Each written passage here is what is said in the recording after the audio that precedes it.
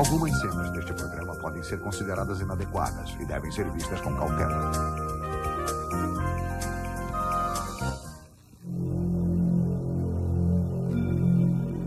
Quando um soldado boliviano atirou em Ernesto Che Guevara em outubro de 1967, mal podia imaginar que estava criando uma lenda.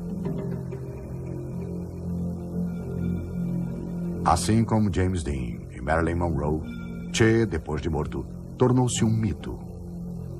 Um dos ídolos do século XX.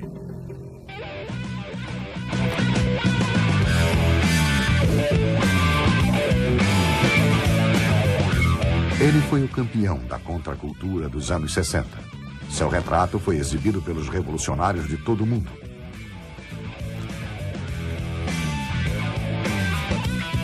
Embora a imagem tenha inspirado toda uma geração, até mesmo seus seguidores sabiam pouco sobre o homem. Dentro da mitologia revolucionária, luta-se incansavelmente pela justiça. Apesar disso, ele ordenou a execução de centenas de pessoas. Em público, liderava a luta contra o imperialismo americano. Secretamente, intermediava a tentativa de um acordo com o presidente Kennedy. Suas teorias representavam um plano para a revolução, mas quando colocadas em prática no Congo e na Bolívia, levaram ao fracasso e à derrota.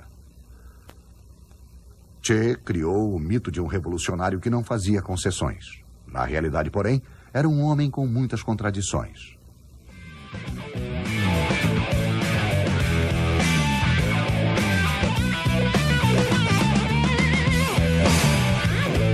Che.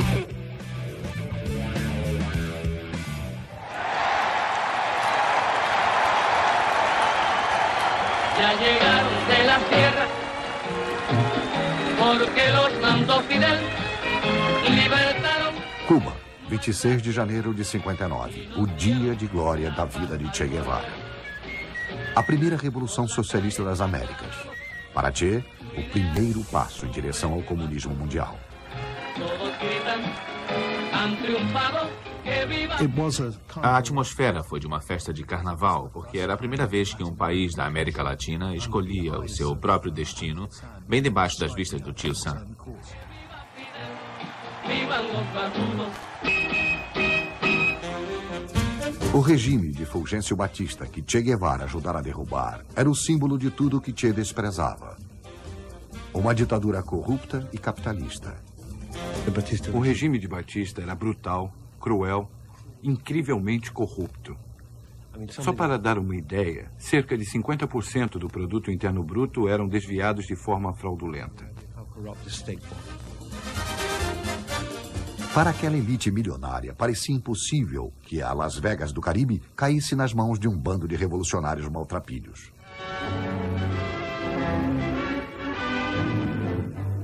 Estas são as primeiras imagens do líder rebelde cubano Fidel Castro e seus seguidores em seu baluarte nas montanhas.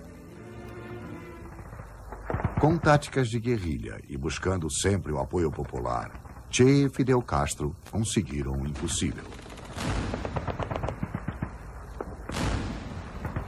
Depois de 2 anos de lutas, Batista perdeu o poder. Esse sucesso lançaria Che no cenário político internacional. Seu livro, A Luta de Guerrilhas, tornou-se o catecismo de toda uma geração de revolucionários. Seu rosto, um símbolo.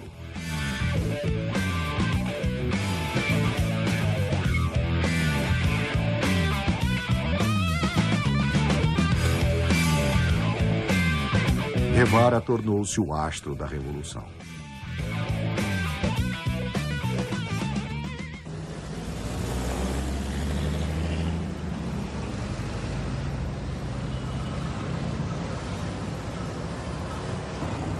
Cuba hoje é um país pobre. A utopia socialista não foi realizada. Apesar disso, o retrato de Che está por toda parte.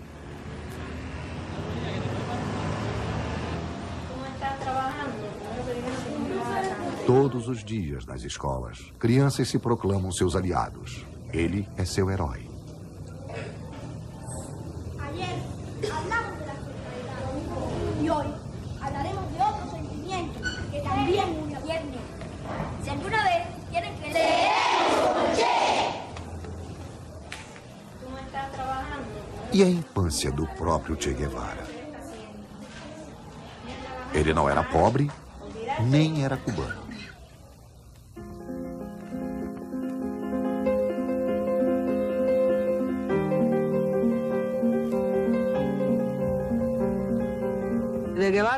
A família Guevara era uma das mais tradicionais famílias argentinas, mas havia perdido toda a fortuna.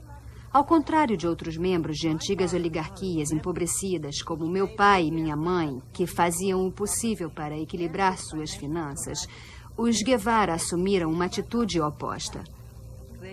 Tornaram-se boêmios, insolentes. Che se sentiu marginalizado devido à situação da própria família. Contrariando a imagem de um rebelde robusto, Che foi uma criança doente. Sofria de asma, o que viria a afetar toda a sua vida. Sua inadequação levou-o a aproximar-se da mãe, intelectual de esquerda. Durante toda a vida, ela foi sua confidente mais íntima. Foi quem lhe incutiu o espírito rebelde. A fim de escandalizar a aristocracia local, o jovem Ernesto amarrava as calças com corda e usava sempre a mesma camisa, com permanente aprovação da mãe. Nunca escutei ele dizer que era comunista. Ao contrário, ele dizia que os partidos políticos locais eram desprezíveis, porque eram iguais à igreja e à burguesia. Aos 22 anos, Che ainda não era um revolucionário marxista, e seu espírito rebelde se expressava apenas no desejo de viajar.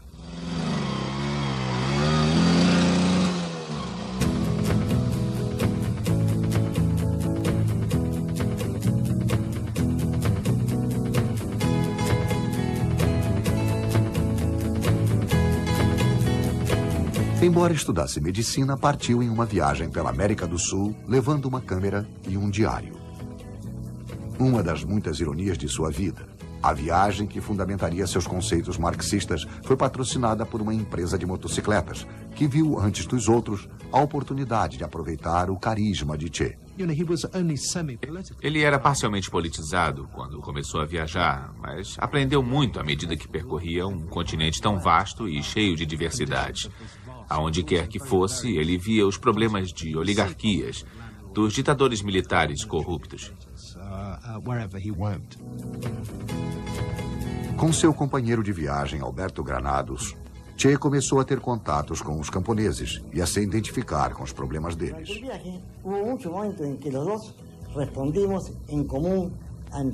Houve muitas ocasiões em nossa viagem em que tínhamos reações semelhantes, em outras reagimos de forma diferente. Um acontecimento, entretanto, mais do que qualquer outro, nos transformou em irmãos. Estávamos em uma vila chamada Baquedando, no Chile, onde encontramos um casal de velhos. O incidente está mencionado no diário de Che.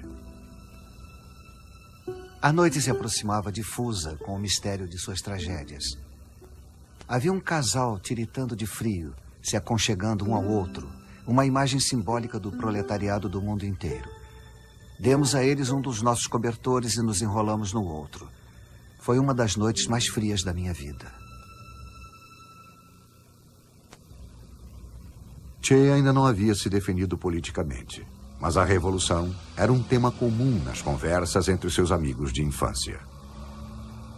Ano 1943, eu tinha 15 anos. A partir de 1943, quando tinha apenas 15 anos de idade, ele expressou a ideia de que a revolução poderia triunfar apenas através da luta armada.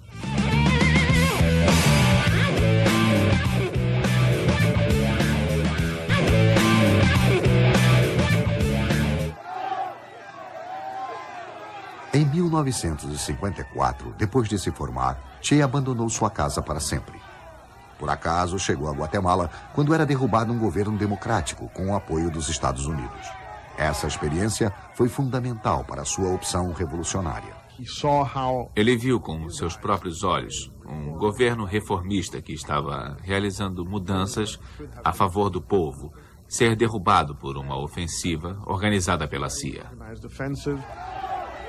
O incidente amadureceu sua consciência política. Finalmente havia encontrado um inimigo que representava tudo aquilo contra o que queria lutar. Naquela época, Guevara tinha a impressão de que os Estados Unidos eram o inimigo, o principal inimigo da causa latino-americana e da possibilidade de mudar a situação do povo.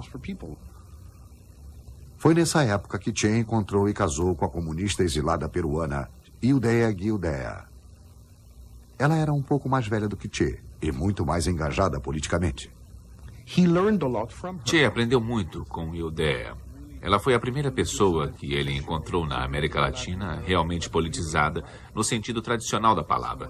Foi um acontecimento muito importante. Ainda havia o problema dos constantes ataques de asma e ela realmente tomava conta dele. Acho que havia um certo sentimento de gratidão por parte dele. Che havia se tornado um rebelde sem revolução. Seu caminho já estava decidido. Agora só faltava a oportunidade. E ele a encontrou quando, ao sair da Guatemala para ir para o México, conheceu o exilado cubano Fidel Castro. Foi a relação que norteou sua vida, sobrevivendo inclusive ao seu primeiro casamento. O cubano o acolheu fraternalmente e lhe deu um apelido: Che, o argentino. Quando Fidel se encontrou com Che no México, previu exatamente o tipo de pessoa que ele viria a se tornar. Um homem excepcionalmente corajoso, disciplinado e adequado para o tipo de projeto que ele tinha em mente. Alguém que pensava tudo aquilo que Fidel sentia intuitivamente. Acho que foi uma parceria perfeita, pelo menos naquela época. A causa de Fidel Castro veio ao encontro das aspirações de Che. Fidel e seu grupo conspiravam para depor o governo de Fulgêncio Batista, apoiado pelos Estados Unidos. Em dezembro de 56, 81 cubanos e um estrangeiro, Che, partiram do Golfo do México em um pequeno barco, o Granma, para iniciar a luta de guerrilhas em Cuba. Entre eles estava Jesus Montanes. A saída de México foi muito precipitada, porque a partida do México foi apressada, porque a Polícia Federal Mexicana havia pegado algumas de nossas armas e não tivemos alternativa senão antecipar nossa partida. Aconteceu que Che foi para Tuxpan, de onde nós deveríamos sair, sem o inalador para sua asma. A asma seria uma sombra durante toda a vida de Che. Desde a infância, Che vivera no limiar da morte. Como todo asmático, ele tinha o sentimento de que estava se afogando, de que não conseguiria respirar. Falando metaforicamente, é como se Che tivesse dito à morte: daqui em diante, andaremos de mãos dadas. Porque toda a sua vida foi um desejo de transcender o medo da morte que deve tê-lo acompanhado desde muito cedo. E toda aquela fanfarronice era como que um esforço para mostrar à morte que não tinha medo dela e que iria vencê-la. Em Cuba, Che rapidamente consolidou sua reputação como guerrilheiro. Este filme que mostra Che em ação foi, na verdade, filmado depois da Revolução para ser usado como propaganda. Com toda a sua coragem, Che servia bem como figura de proa. Quem decidia a estratégia usando o carisma e a imagem de Che era Fidel Castro. Aproveito esta oportunidade para enviar minhas saudações ao povo cubano. O golpe de mestre foi de Fidel. Foi dele a decisão de dividir a ilha em duas partes e levar as pessoas de Sierra Maestra para Las Villas. A ideia não foi de Che. Ele merece o crédito apenas de ter executado uma missão extremamente difícil em condições muito adversas, como poucas pessoas teriam sido capazes. Foram precisos 2 anos de terríveis lutas nas montanhas para depor o governo de Batista. Durante todo esse tempo, Che era o comandante predileto de Castro. Fidel protegió al Che. Y cuando el Che cometió sus fallas, no se las atribuyeron al Che, sino a los capitanes. Fidel protegia Che. Se Che cometesse algum erro, outro comandante levaria a culpa. A preocupação em projetar Che levou Fidel a supervalorizá-lo. Que lo sobreestimara. A dedicação de Che à causa revolucionária nunca foi colocada em dúvida. De modo que, quando o novo presidente cubano subiu ao poder, indicou-o para cargos de confiança. Guevara foi nomeado comandante em chefe de La Cabana, um tribunal militar perto de Havana. Seu trabalho era o de zelar pela justiça revolucionária. Che realizava esse trabalho com uma brutalidade que deixaria espantados seus seguidores mais idealistas. Em Havana, correspondentes estrangeiros escutaram o líder rebelde Fidel Castro defender julgamentos sumários de membros do governo deposto de Batista. Ele disse que 400 seriam levados ao pelotão de fuzilamento, enquanto 700 aguardavam julgamento, formando longas filas, cada um se perguntando se escaparia à justiça revolucionária. Neste tribunal, durante os primeiros meses de 1959, Guevara presidiu uma série de julgamentos militares. Em poucos meses, centenas de cubanos foram condenados à morte. A despeito do ceticismo dos jornalistas estrangeiros, Guevara não duvidava de que estava fazendo o melhor por Cuba. A violência não é monopólio dos exploradores. Os explorados também podem e devem fazer uso dela no momento adequado. En La Cabaña fue el sitio donde más ejecuciones hubo en Cuba. Em La Cabana aconteceram mais execuções do que em qualquer outro lugar de Cuba. Muitas das execuções eram violentas. E Guevara, juntamente com Raul e Fidel Castro, eram os que mais as apoiavam. Enquanto ocorriam as execuções em série em La Cabana, o governo realizava julgamentos de fachada. No Palácio dos Esportes, 17 mil pessoas em uma atmosfera de carnaval observavam o julgamento revolucionário de 3 homens acusados de crimes de guerra em Cuba. Major Souza Blanco, 51 anos, acusado de assassinato, tortura e roubo. Entre as inúmeras testemunhas contra Blanco estava um menino de 12 anos, Ângelo Estrada. Os alto-falantes transmitiam o testemunho por entre os gritos da multidão. Antes mesmo de terminado o depoimento, a multidão gritava morte. Assim era a justiça em Cuba, em seu estilo mais revolucionário. Aparentemente, Blanco manteve a calma enquanto o rapaz apontava o dedo para ele, dizendo: "Ele matou meu pai." É claro que o prisioneiro foi considerado culpado e condenado à morte. Ele via isso como uma necessidade, como o primeiro passo para a criação de uma nova ordem, exterminar a antiga. Hoje em dia, tudo isso é motivo de debates e controvérsias, mas pode ser exemplificado pelo que ele disse em um dos discursos. Não podemos mostrar misericórdia para com os responsáveis pelas atitudes opressoras do regime de Batista, mas eu acho que ele encarava aquilo como uma limpeza necessária. Esse processo de limpeza política levou à morte 400 pessoas, apenas em La Cabana.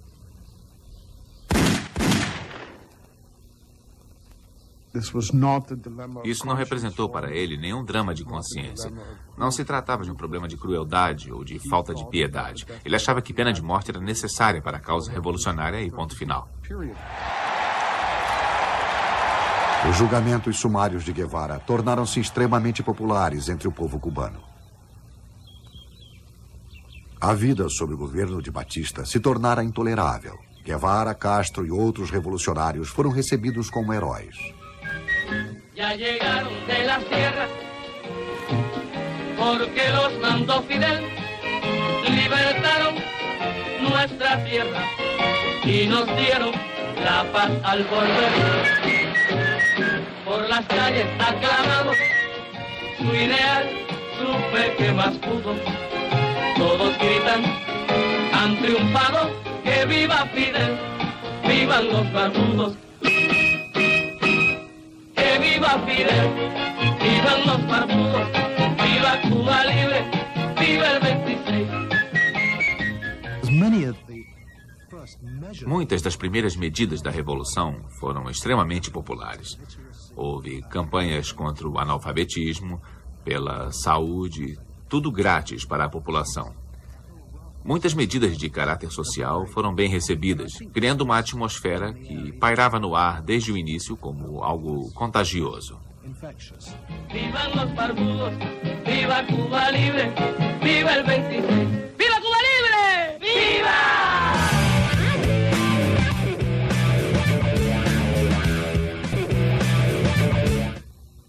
fato de um governo apoiado pelos Estados Unidos ser derrubado por um pequeno grupo de revolucionários surpreendeu o mundo. Ninguém ficou mais apavorado do que os próprios Estados Unidos. Havia surgido um regime comunista logo ali ao lado. Esta pequena ilha produz mais açúcar do que qualquer outro país do mundo. O primeiro revide foi impor um bloqueio econômico a Cuba. Cuba era, sob todos os sentidos, um departamento da economia norte-americana. Seu principal produto, o açúcar, era vendido totalmente aos americanos. Todo o comércio cubano dependia dos Estados Unidos. Cortá-lo era como cortar a veia jugular.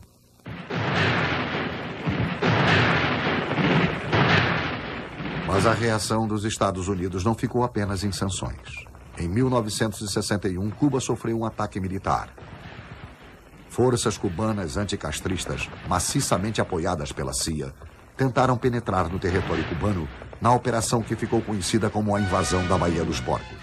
Rebeldes invadem a Cuba comunista. Tropas revolucionárias cubanas invadiram a ilha. O domínio de Fidel é ameaçado à medida que surgem notícias de adesões. Entretanto, Castro, barbudo e furioso, deblatera contra o que ele chama de imperialismo dos Estados Unidos.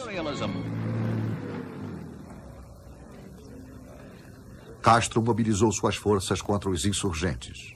Em poucos dias, os invasores foram derrotados. Che ficou em êxtase. Que Playa Girón é símbolo para todos os pueblos oprimidos.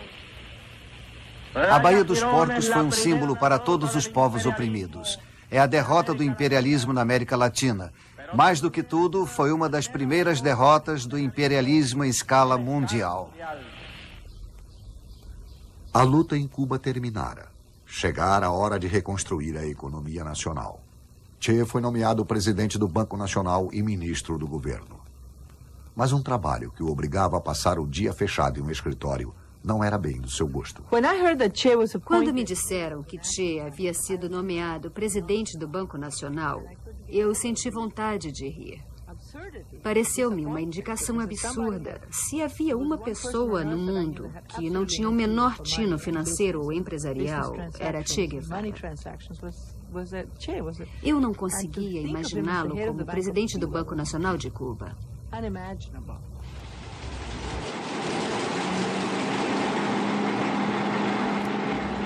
O novo ministro queria manter sua imagem de herói da classe trabalhadora e passar o mínimo de tempo atrás de uma mesa. Fotos do ministro proletário circulavam por Cuba, encorajando os trabalhadores a fazerem os sacrifícios necessários para a construção de uma utopia socialista. Mas isso não era tudo o que ele esperava dos trabalhadores. Ele achava que funcionários de alto escalão e ministros também deveriam ir para o campo ajudar a cortar cana. Eu fui uma dessas pessoas. Eu não tinha um cargo muito alto, era consultor econômico e fazia pesquisa de mercado. Eles me disseram, você deve sair e descobrir também como é o trabalho de cortar cana. Eu gostei da experiência. Foi muito interessante sair e cortar cana durante algumas manhãs. Era uma coisa simbólica. A maioria dos cubanos poderia esperar poucas recompensas a curto prazo, mas os sacrifícios imediatos seriam bons para a sociedade a longo prazo. A ideia de um sacrifício nobre era sempre enfatizada nos discursos de Guevara.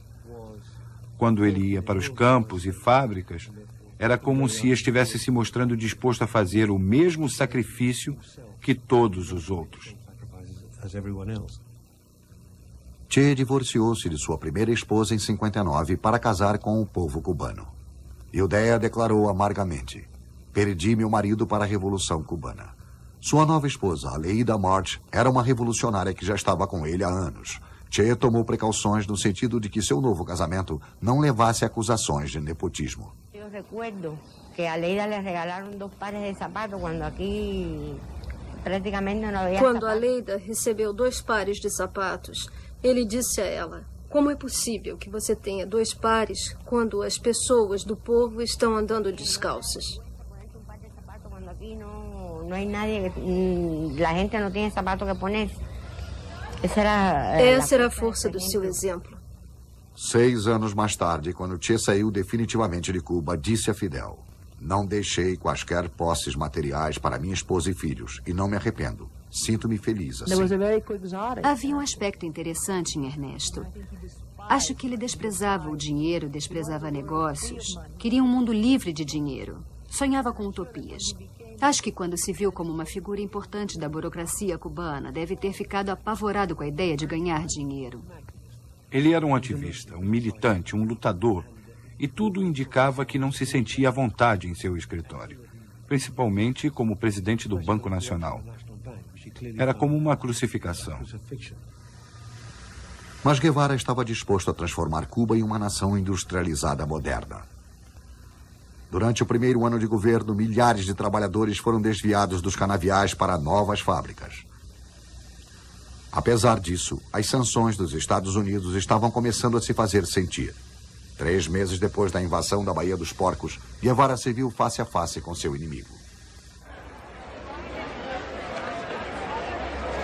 Em agosto de 1961, Guevara chegou a Punta del Este para uma conferência mundial com ministros da economia. Che, claro, foi um grande sucesso nas ruas de Punta del Este. Belas jovens argentinas e uruguaias seguiam-no romanticamente enquanto ele caminhava de uniforme. Elas gostavam dele. Che Guevara foi a estrela daquele monótono encontro de ministros.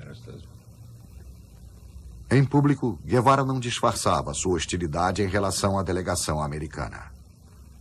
Durante um discurso na conferência, ele previu o colapso iminente do capitalismo americano. Ele se levantou e disse que o ímpeto revolucionário estava se alastrando pelo continente e que não havia nada que os Estados Unidos pudessem fazer para impedir a ascensão do comunismo no hemisfério. Richard Goodwin era assistente da nova administração de Kennedy. Naquela noite, ele viu de perto o célebre revolucionário pela primeira vez. Ele me viu fumando um charuto argentino e pediu a um argentino que ambos conhecíamos que me dissesse: vi você fumando um charuto, mas sei que não teria audácia de fumar um cubano. Eu disse para ele responder que adoraria fumar um charuto cubano, só que eu não poderia comprá-lo nos Estados Unidos. No dia seguinte, encontrei em meu quarto, no hotel, esta caixa aqui, cheia de charutos, com um bilhete em espanhol. Como eu não tenho cartão de visitas, tenho que escrever um bilhete. E como é difícil escrever a um inimigo, limito-me a estender-lhe a mão.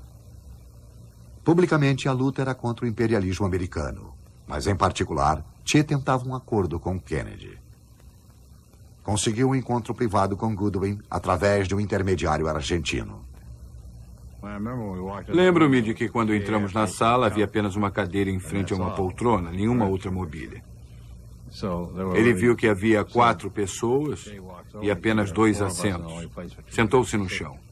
Eu não estava disposto a receber lições de socialismo proletário. Por isso, sentei-me no chão também. Acho que a primeira coisa que ele me disse foi: sabe, gostaria de lhe agradecer pela Baía dos Porcos. Não tínhamos certeza de nosso apoio interno, de nosso domínio sobre o povo. Vocês consolidaram a nossa conquista.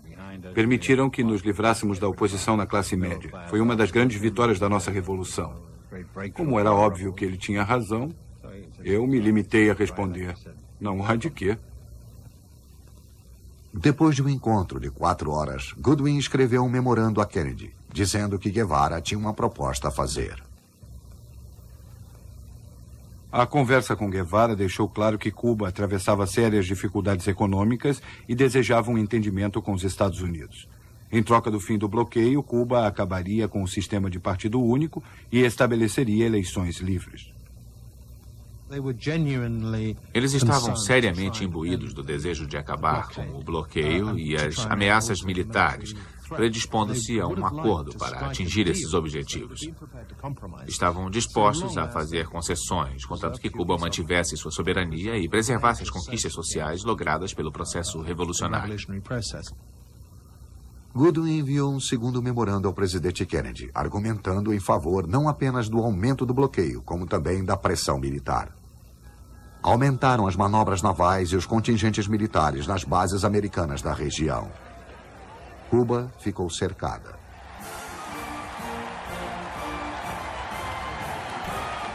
Fechadas as portas dos Estados Unidos, Cuba se voltou para a União Soviética.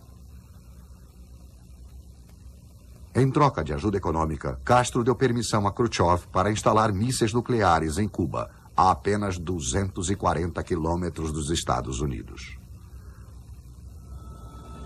Enviados os mísseis, Kennedy fez ameaças de guerra nuclear, caso eles entrassem em operação. A pequena ilha tornou-se o palco de confronto entre as duas superpotências.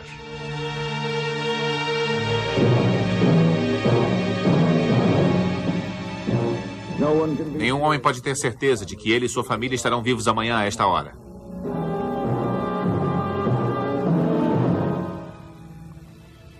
Depois de oscilar 4 dias na borda do precipício nuclear, Khrushchev voltou atrás. No auge da crise, Castro declarou que todos os cubanos estavam prontos a morrer pela defesa da pátria. Mas no último momento, a União Soviética mostrou que não estava disposta a ir à guerra por causa de Cuba. Guevara ficou assombrado com o que ele considerou uma covardia de Moscou. Em um encontro secreto com oficiais soviéticos, manifestou toda a sua amargura, conforme atestam suas próprias palavras. É como se vocês reconhecessem o direito dos Estados Unidos de violar as leis internacionais. Ofendem nossos sentimentos ao não nos consultarem, mas o principal perigo é a fraqueza da política soviética. Como idealista, Che não conseguia compreender que Moscou não se mostrasse à altura de seus próprios ideais. Para ele, os russos haviam decepcionado Cuba. E voltariam a decepcioná-lo novamente em questões econômicas. Os russos viam com ceticismo os planos grandiosos de Guevara para uma Cuba industrial.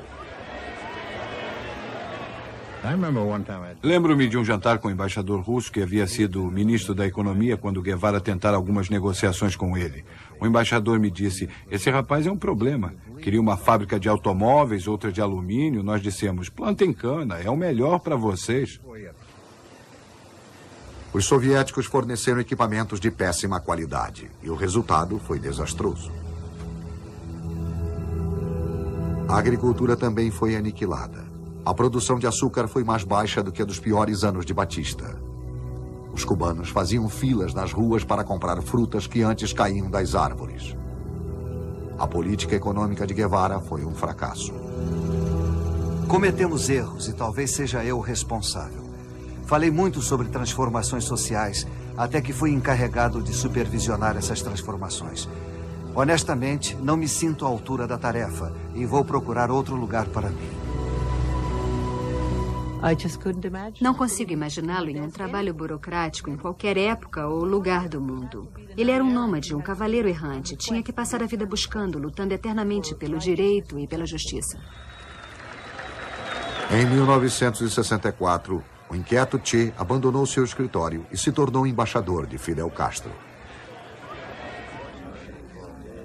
Mas aonde quer que fosse, manifestava abertamente suas críticas à União Soviética, o que criava embaraços para Castro.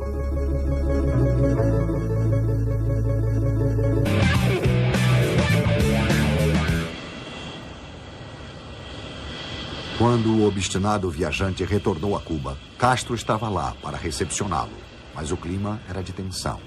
Foi a última vez que os dois foram vistos juntos em público.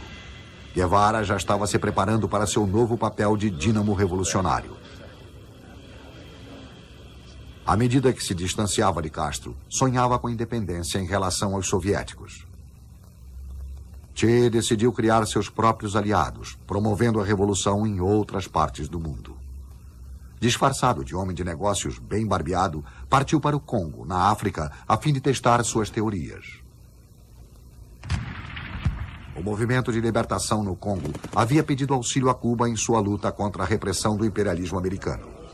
Os serviços secretos observavam a transformação de Che com interesse. A missão, entretanto, foi um fiasco. Além de mal organizados, os rebeldes do Congo não chegavam a um consenso sobre o papel de Che Guevara. Em poucas semanas, o levante foi dominado. Desde o início, Castro deu à missão de Guevara apenas apoio moral. Avisou que o plano de incitar a revolução no Congo poderia ofender Moscou. Castro traçou um plano astuto para sua própria segurança. Ficou combinado que, antes de partir para a África, Che escreveria uma carta manifestando o desejo de se distanciar do governo cubano. A carta seria mantida em segredo e só seria usada em caso de crise. Isso permitiria a Fidel evitar o envolvimento com a operação de Che no Congo por motivos internacionais. Se os soviéticos se sentissem melindrados, ele sempre poderia alegar: Che age por conta própria. Ele não é cubano, não é líder do partido, não é representante do nosso governo. Ele não é nada. É apenas meu amigo e tenho por ele grande afeição. Eu ajudarei como puder, mas a operação é comandada por ele. Cuba não tem nada com isso. Enquanto o herói da revolução era derrotado no Congo, Castro fazia um levantamento de custos. O incansável zelo revolucionário de Guevara tornara-se um problema. E chegara a hora de enfrentar esse problema. E para explicar isto, vamos a ler uma carta. A oportunidade surgiu durante um comício em Havana. Em uma jogada astuciosa, Fidel leu em público a carta que Che lhe dera em segredo meses antes. Companheiro Ernesto Guevara.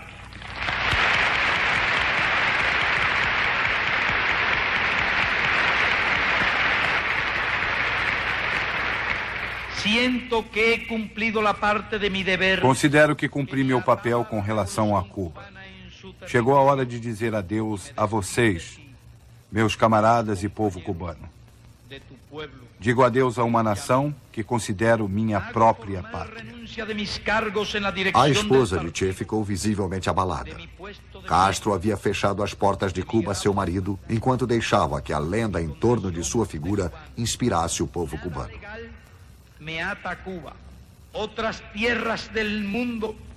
Castro não havia consultado Guevara antes de revelar a carta. Quaisquer que tenham sido os motivos, o efeito foi devastador. Che havia sido traído pelo pragmatismo da União Soviética e de Fidel Castro. O idealista ficara só.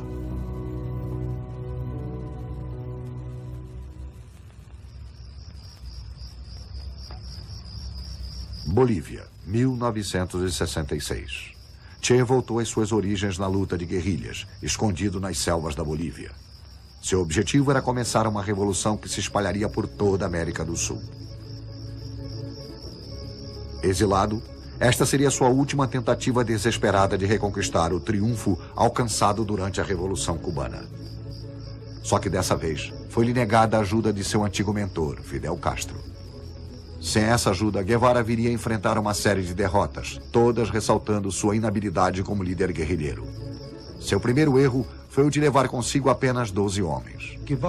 Guevara acreditava que o essencial para uma revolução era um pequeno grupo unido e organizado de revolucionários disciplinados e dispostos a quaisquer sacrifícios, que de alguma forma lançariam a fagulha da revolução ou a desencadeariam.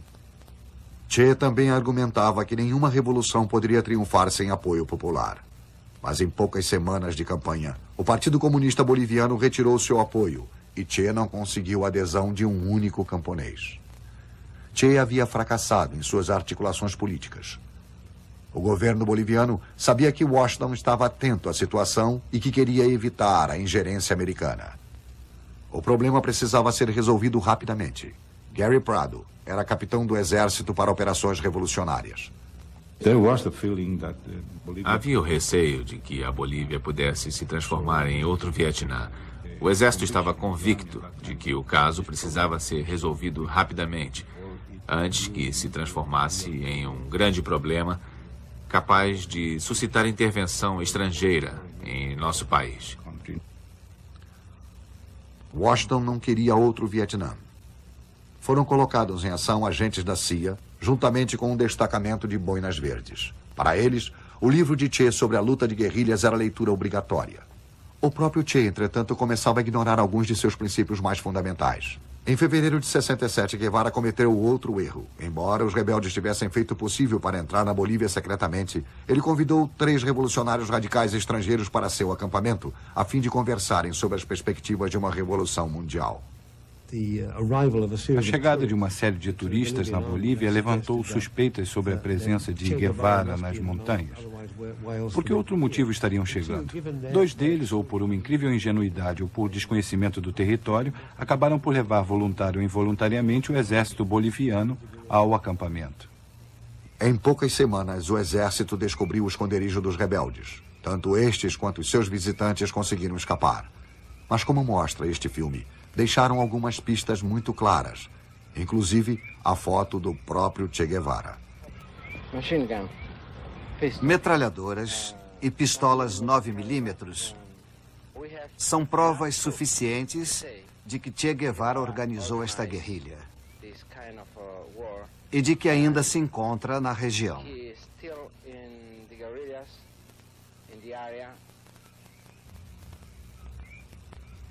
Perseguidos pelo exército, os rebeldes foram obrigados a fugir. Só iam até as farmácias locais para comprar remédios para a asma de Che. Ele deixou atrás de si um contingente de guerrilheiros no vilarejo de Bela Vista, enquanto acompanhava os visitantes a um local seguro. Foi seu último erro. Havia agora 2 grupos divididos. Durante meses, eles vagueavam pelas selvas, às vezes muito próximos um do outro. Os rebeldes já começavam a expressar abertamente suas dúvidas quanto à liderança de Guevara. Muitos já haviam desistido. Em setembro, Guevara soube que o outro grupo havia sido dizimado pelo exército boliviano.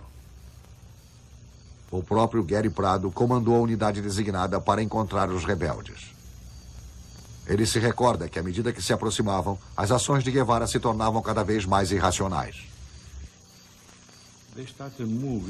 Eles começaram a se movimentar ao longo de uma parte da província de Valle Grande, onde há vários vilarejos, e se movimentavam mesmo de dia, sabendo que nesses vilarejos havia telefones que as pessoas usavam para informar ao exército sobre suas posições.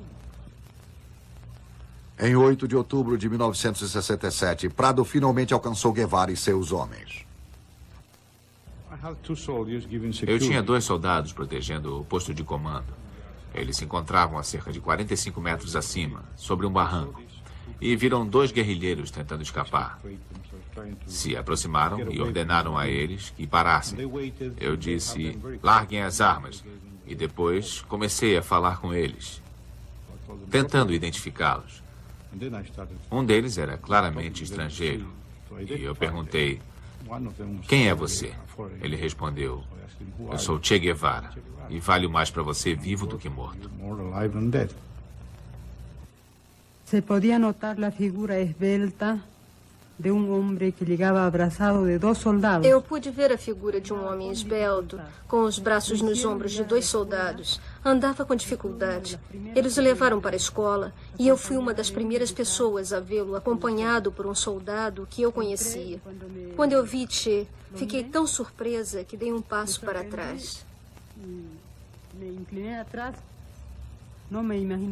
Nunca poderia imaginar que ele fosse tão atraente. Uma figura incomparável. Nada nele deveria ser acrescentado ou retirado.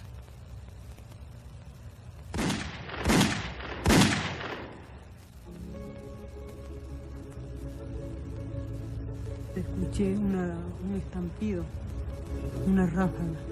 Imediatamente me vino. Escutei tiros.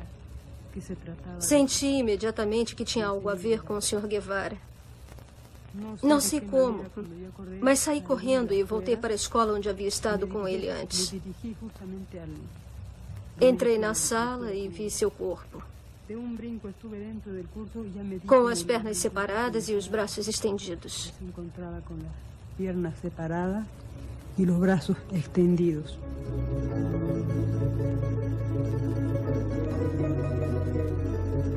A morte de Che Guevara chocou o mundo.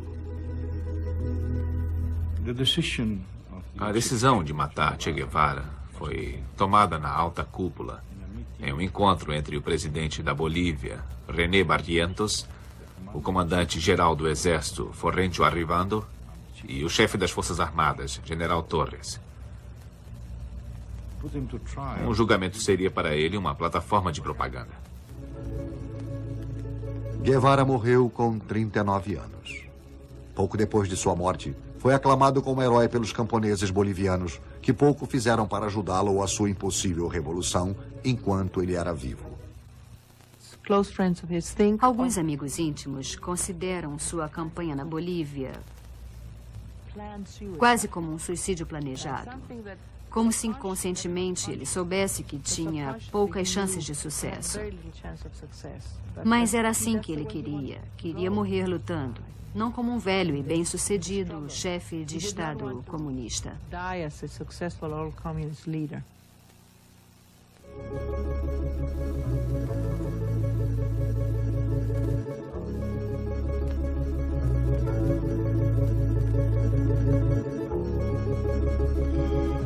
A morte de Che só serviu para aumentar a lenda em torno de sua figura, dando-lhe um rosto eternamente jovem, com o qual milhões se identificaram.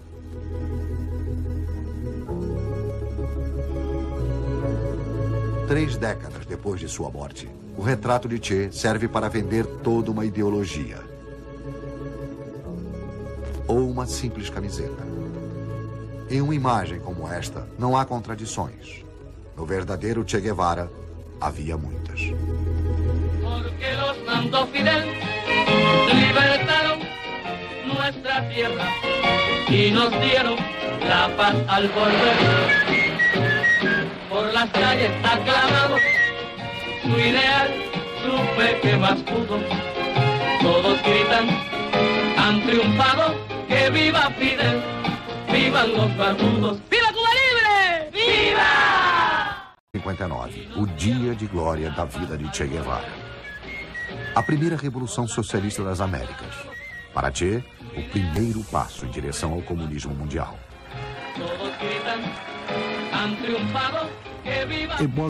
A atmosfera foi de uma festa de carnaval, porque era a primeira vez que um país da América Latina escolhia o seu próprio destino, bem debaixo das vistas do tio Sam.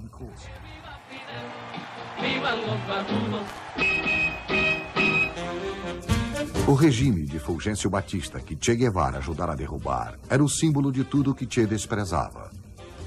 Uma ditadura corrupta e capitalista. O regime de Batista era brutal, cruel, incrivelmente corrupto. Só para dar uma ideia, cerca de 50% do produto interno bruto eram desviados de forma fraudulenta. Para aquela elite milionária, parecia impossível que a Las Vegas do Caribe caísse nas mãos de um bando de revolucionários maltrapilhos.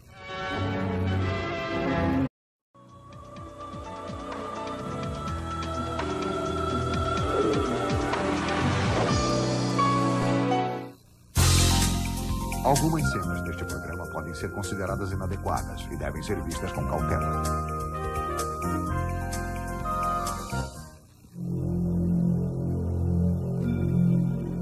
Quando um soldado boliviano atirou em Ernesto Che Guevara em outubro de 1967, mal podia imaginar que estava criando uma lenda.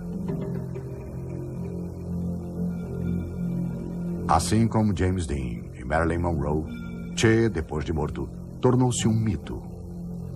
Um dos ídolos do século XX.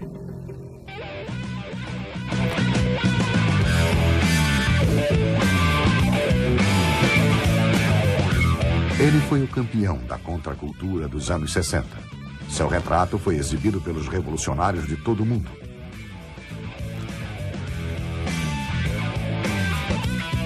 Embora a imagem tenha inspirado toda uma geração, até mesmo seus seguidores sabiam pouco sobre o homem.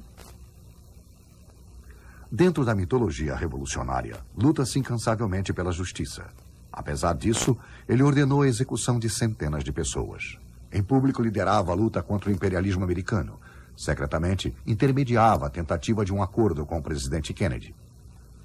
Suas teorias representavam um plano para a revolução, mas quando colocadas em prática no Congo e na Bolívia, levaram ao fracasso e à derrota. Che criou o mito de um revolucionário que não fazia concessões. Na realidade, porém, era um homem com muitas contradições.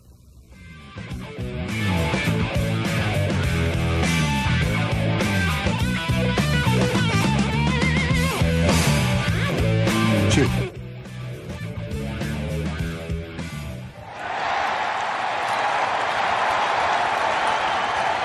Ya llegaron de la sierra, porque los mandó Fidel, libertaron.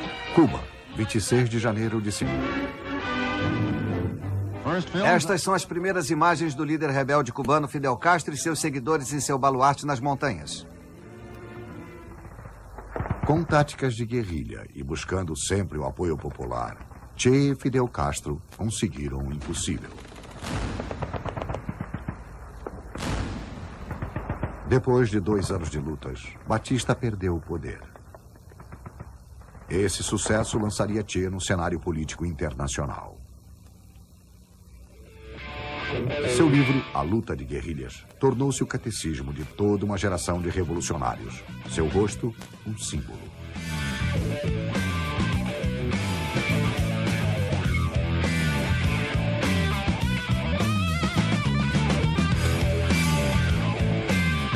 Guevara tornou-se o astro da revolução.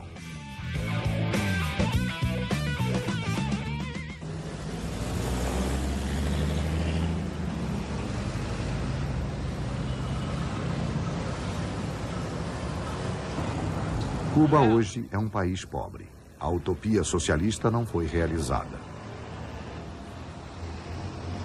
Apesar disso, o retrato de Che está por toda parte.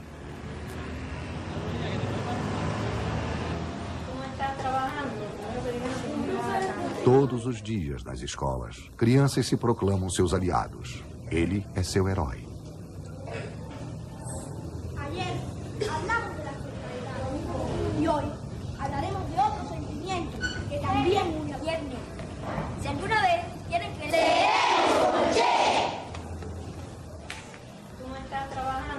E a infância do próprio Che Guevara?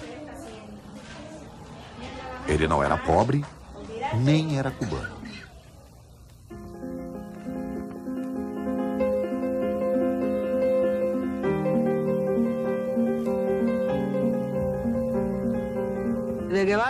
A família Guevara era uma das mais tradicionais famílias argentinas, mas